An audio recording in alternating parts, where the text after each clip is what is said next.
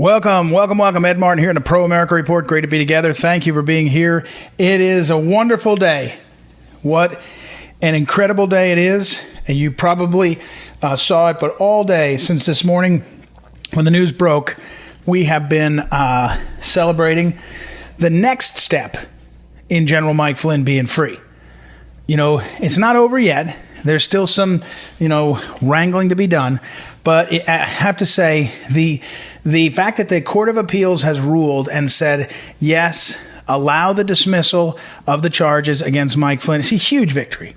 It's a huge victory. And it's just a great thing for America, but it's also just wonderful from a personal standpoint. The guy's been going through unbelievable, lengthy torture, having to try to put up with this 3.5 years. 3.5 years. So anyway, welcome. We start again. Welcome with you. It's Ed Martin. It's great to be here with the Pro America Report. Don't forget, go to proamericareport.com, proamericareport.com. Check out everything there. You can get on the Wink. What you need to know daily email comes out at 5 a.m. Pacific time, 8 a.m. East Coast time.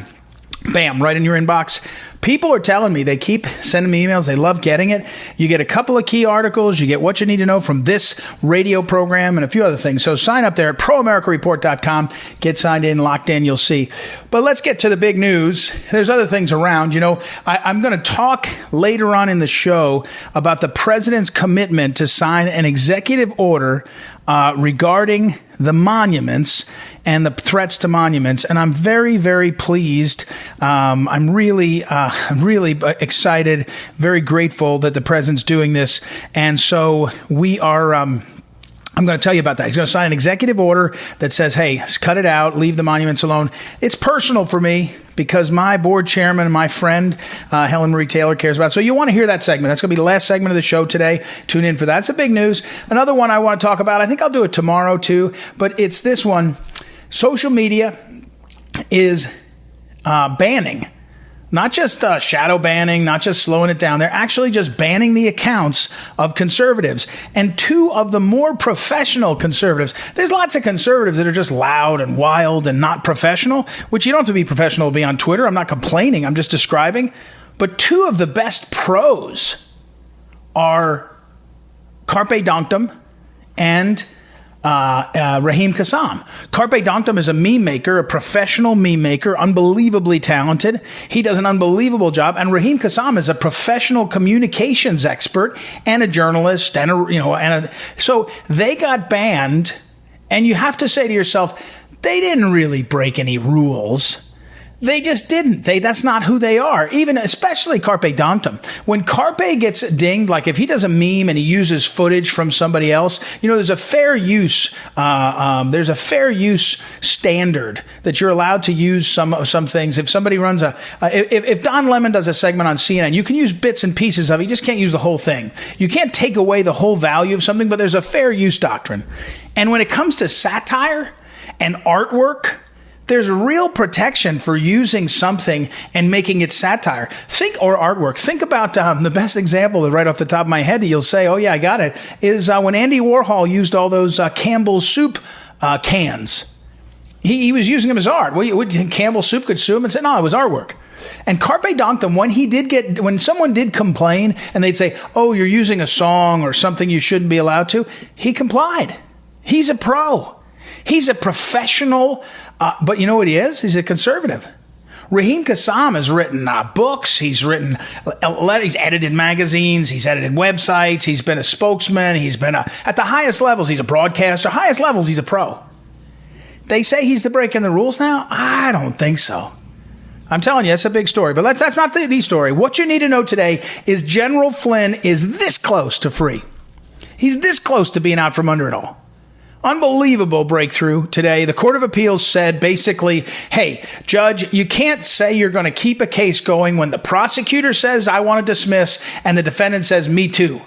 You don't get to say, I want to keep it going. It's a huge breakthrough. Now, there's a little bit of a crack here that the Court of Appeals can be appealed to by the judge, I guess, and the whole Court of Appeals, which is like 20 judges, could address it, what's called en banc. So at the very least, you probably have time has to pass, a few days for that to happen. But I'll tell you this, if there's any significant delay now, It will be the proof that this judge is playing politics, Sullivan. I mean, I think he has been, but I don't have proof of that. I can't read his mind. But if he delays now, then we know he really is just playing for the political teams now and that one of the teams. So, but that's not even the big news. General Flynn getting almost free is big. General Flynn going earlier today on Rush Limbaugh and saying thank you to his thank you to the many fans and supporters, and then saying this: America is so great. This is General Flynn. I'm summarizing. I'm summarizing what he said. I'm remembering it from what he told me. He told me he was going to go on. He said basically this: America's a great experiment, unbelievable in history, but you got to fight for it, and the fight never stops. To protect it, to make it right, to keep it going. And Flynn basically said that. And I'm telling you right now, you know why? Because he's ready to fight.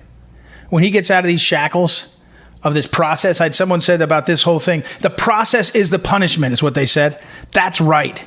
The process has been the punishment. 3.5 years. His shackles are coming off and his gloves are coming off. This guy is coming, and he's going to be coming hard. And you're going to see it. It's going to be extraordinary to see. So that's going to be big news. So what you need to know, Flynn is almost free. What you need to know is Flynn's coming to fight. And here's what else you need to know. Late yesterday, it's now been lost in the stories. No media is covering it really. Peter Strzok, the FBI agent who's been, sort of, is he fired or did he quit? He might have quit before he was fired. But anyways, he's out. His handwritten notes from the meeting, Strzok, Sally Yates, Comey, Joe Biden, and Obama, in a meeting in the White House, January 4th, 2017. I think that's the right date. But with the handwritten notes of Peter Strzok, he says, we're talking about how there's not much on Flynn somehow. I'm summarizing again. I'm kind of guessing my memory here. But I do know that he said this. The suggestion from Joe Biden was use the Logan Act on Flynn. And then handwritten notes of Peter Strzok. Obama says, you know what we should do? We should definitely make sure the right people are on this. Put the right people on this, he tells Comey. Or tells Yates. You can't trust Peter Strzok's notes to be the whole truth, but you have to say that they are a contemporaneous expression of what he thought he heard. And what he thought he heard, it sounds like, is the President of the United States and the Vice President directing their Department of Justice to further the effort, to take out General Flynn. I suppose these two were sitting there and they're thinking, well, we know he's done this other thing or something, but it sounds like they're saying find a crime. Remember the famous Soviet maxim? One of the one of the terrible, evil Soviet prosecutor, enforcement type said, show me the man, I'll show you the crime.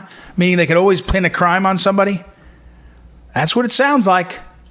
It sounds like abuse of the office, like worried about, wondered about, always thought was there. And I got to tell you, when this thing stops spinning, I just have to think that that there is a monstrous likelihood that somebody like Susan Rice is in the middle of it. It's unbelievable. It's unbelievable, and we will. We'll see what happens now, but it's a great day. So that's what you need to know. It's an amazing day. Congratulations to General Flynn. He's a good man with a good family, and he's somebody that deserves to get out from under this. So we'll see. There's still a few more details and days to follow, but I think we can be optimistic. So it will be interesting to see what else is coming, but it's going to be great to see too. So, all right, that's what you need to know on that, and we will take a break. Don't forget, go to proamericareport.com, and get signed up for the Daily Wink. You'll get more of these things. I'll post some of these articles up there. There was a nice tweet, and I know Sidney Powell is, I hope, getting enough credit now. Extraordinary lawyer going to bat for the effort, and really amazing just for the truth and goodness. And I hope she gets enough credit in the short term. In the long run, history will be kind to Sidney Powell, the great Sidney Powell. So she is really something special, an American treasure. So we'll take a break and be right back. It's Ed Martin here on the Pro America Report. Be back in a moment.